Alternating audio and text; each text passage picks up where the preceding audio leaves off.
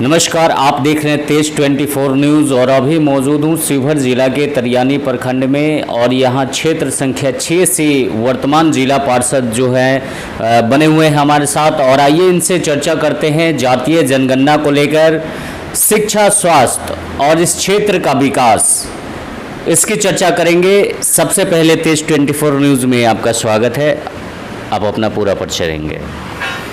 धन्यवाद। और मेरा नाम मनीष कुमार सिंह हुआ और मैं जिला परिषद तरियानी उत्तरी क्षेत्र संख्या 6 का जिला पार्षद हूँ। वर्तमान में 2001 से 5 तक मैं जिला परिषद का अध्यक्ष भी रहने का मौका मिला है और अब तक मैं जिला परिषद का सदस्य के रूप में काम करता आ रहा हूँ अपने क्षेत्र में।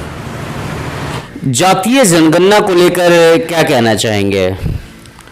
मिली जातीय जनगणना जो एक अभी आया है, जिसे भारत सरकार और बिहार सरकार, जैसे माननीय प्रधानमंत्री ने कहा कि अगर जिस स्टेट में आपको कराना हो उस स्टेट के मुख्यमंत्री सक्षम है इस व्यवस्था को कराने के लिए। लेकिन निश्चित रूप से वो बड़े लोगों की बड़ी बात है और ऊपर की राजनीति है, उस पर बहुत ज़्यादा नहीं बोलते हुए मैं कहना चाहूँगा कि निश्चित रूप से होना चाहिए इस मामले में। चूँकि गणना, जातीय जनगणना होने से ये तो कम से कम पता चल जाएगा कि जो आपस का जो पॉलिटिकल विवाद हमेशा से रहा है, बहुत पूर्व ये जातीय जनगणना हुआ था, उसके बाद हुआ नहीं, तो कम से कम ये पता चल जाए, जो लोग को ये क्लियर रहे कि जो किस वर्ग के लोग की मतलब संख्या कितनी है, किस वर्ग की संख्या कितनी है। और ऐसे भी जो है सो सत्ता में जिसकी संख्या है उसकी भागीदारी होनी चाहिए, सबको मिलनी चाहिए। इस हिसाब से भी गणना जरूरी है और विभिन्न जो बातें हैं उसमें भी उसकी आवश्यकता पड़ेगी। अगर जैसे जातीय जनगणना हो जाता है सही से और तो निश्चित रूप से इससे समाज को लाभ मिलेगा। शिक्षा को लेकर क्या कहना चाहेंगे और स्वास्थ्य को लेकर? मेरी शिक्षा के बारे में मैं कहना चाहूँगा कि जो चूँकि शिक्षा बिहार सरकार की कहा जाए या फिर हमारे शिवहर जिला का कहा जाए या मेरे क्षेत्र का कहा जाए, तो मैं तरियानी प्रखंड से बिलोंग करता हूं और मेरा क्षेत्र तरियानी उत्तरी क्षेत्र संख्या 6 है। इसमें विभिन्न स्कूल विद्यालय ऐसे भी हैं, अभी बहुत जगह पर ऐसे भी हैं कि जहां बच्चे जो है सो खुले आसमान के नीचे पढ़ने को मजबूर हैं या फिर उस विद्यालय को दूसरे विद्यालय में शिफ्ट कर दिया गया है। जो अगर शिफ्ट भी किया गया है तो ये वहाँ के लोगों के लिए समस्या का समाधान नहीं है। जहाँ पर राज्यपाल के नाम से ज़मीन रजिस्ट्री है वार्ड नंबर 12 खुरपट्टी में, जो आज से नहीं है, लगभग लगभग 2002 से वो या 3 से ज़मीन रजिस्टर्ड है राज्यपाल के नाम से। बहुत सुदूर इलाका जिसको कहा जाए, बांध के भीतर में खुरपट्टी मेरा पंचायत है एक, उसका जो सो वार्ड नंबर 12 पड़ता है बांध के भीतर में। तो वहाँ पर जो है सो बच्चे चल करके इस पार आएंगे तभी विद्यालय कर पाएंगे या फिर बहुत दूर चल करके आना पड़ेगा, छोटे छोटे बच्चे हैं।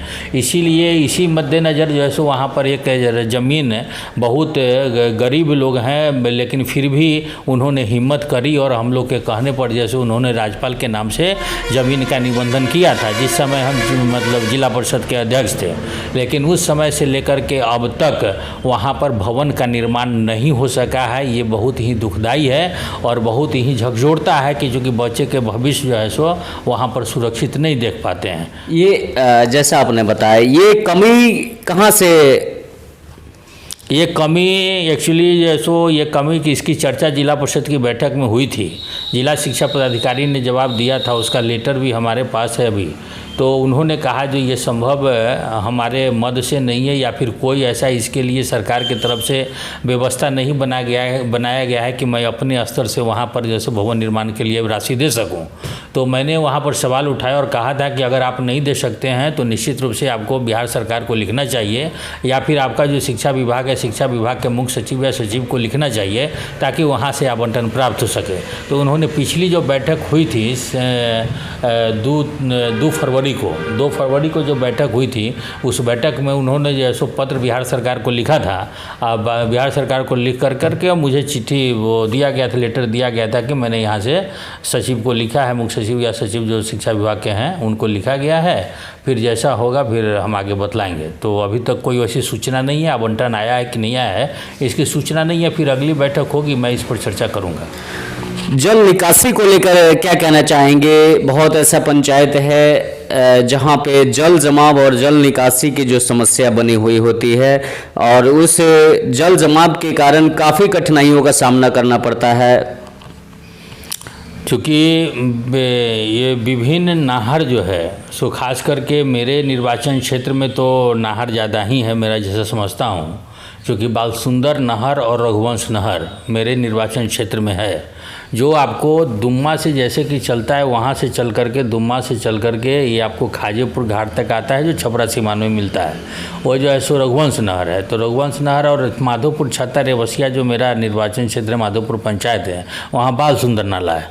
तो कर लगभग उसकी उराही हो रही है, विभिन्न ग्राम पंचायत से या समिति से उराही विभिन्न जगहों पर हो रही है, लेकिन जो होना चाहिए था उसके हिसाब से सिस्टम नहीं चल रहा है, जिससे कि मतलब जल जमाव या पानी निकासी जो परफेक्ट होना चाहिए था वो निकासी अभी तक नहीं हो पा रहा है। जल जमाव तो होता है, इसमें तो कोई ये नहीं है, जल जमाव हो रहा है, लेकिन उसका निकासी का जो व्यवस्था होना चाहिए वो अभी तक माकूल ढंग से उसका व्यवस्था नहीं हो पाया है। धन्यवाद। हमारे साथ बने हुए हैं तरियानी उत्तरी क्षेत्र संख्या 6 से वर्तमान जिला पार्षद मनीष कुमार। इनका साफ शब्दों में कहना है, जैसे इनसे हमारी बात हुई, चर्चा पर चर्चा हुई, जातीय जनगणना को लेकर शिक्षा, स्वास्थ्य और जल निकासी की जो समस्या है उसको लेकर उन्होंने कहा। देखते रहे तेज 24 न्यूज। जय हिंद, जय भारत।